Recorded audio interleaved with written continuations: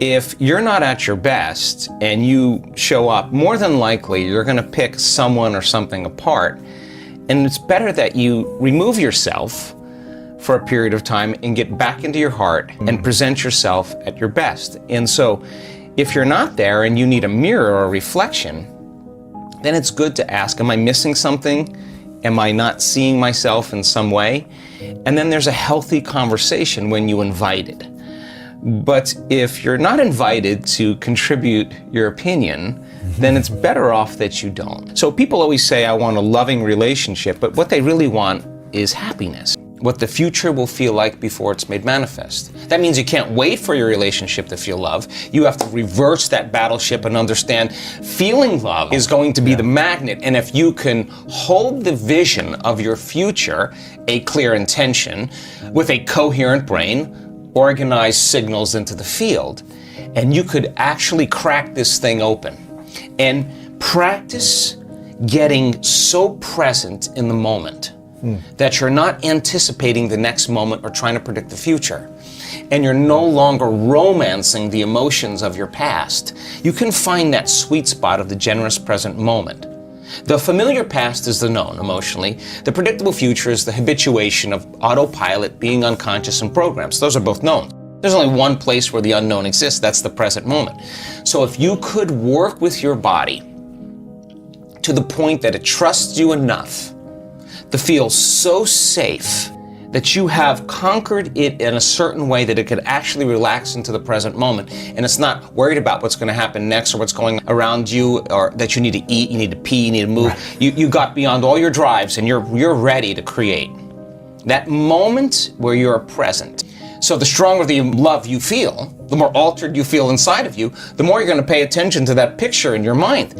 Stimulus, response, memory, emotion, thought, and feeling. But now you're remembering your future instead of remembering your past. The stronger the emotion you feel from some outer experience in your life, the more altered you feel, the more the brain freezes the frame and takes a snapshot.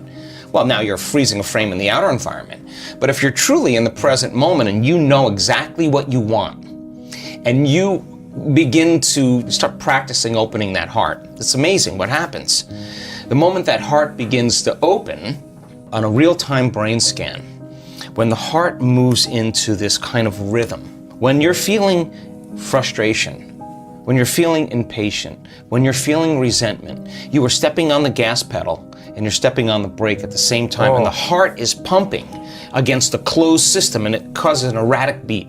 It becomes incoherent, and energy literally leaves the heart. Now you no longer believe in your future. You can't put your heart into your future. You can't trust the outcome because there's no energy there. It's being used and consumed somewhere else, so energy is leaving the brain as well. Once energy starts to move into the heart, we've seen this so many times, and it starts to beat in this rhythm, like banging a drum or dropping a pebble in water, pebble after pebble. The heart begins to create a wave of energy right to the brain, like taking a big sheet and going like that. And then all of a sudden you see this wave. Brain gets this rush of energy, and that change in brain wave patterns, that change, that wave is carrying information.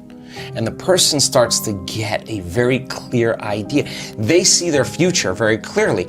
Now that energy is causing them to move into very coherent alpha brainwave patterns, which is the state of creation. This is when you no longer hear the voice in your head that's talking to you, that you listen to and believe is the truth. When you get energy in the heart, it's causing a change in the brain, and all of a sudden it's resetting the baseline for trauma. And now here you have a magnetic field. Now the heart is your magnet. It is the center of creation.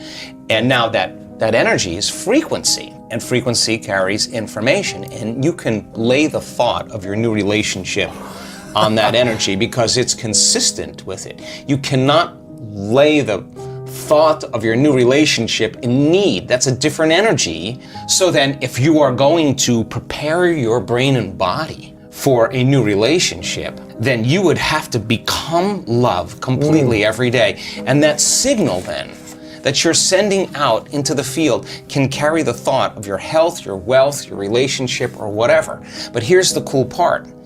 When the heart is activated like that, and you feel so whole, so in love with life, so satisfied in the moment, so exuberant, that it's impossible to want.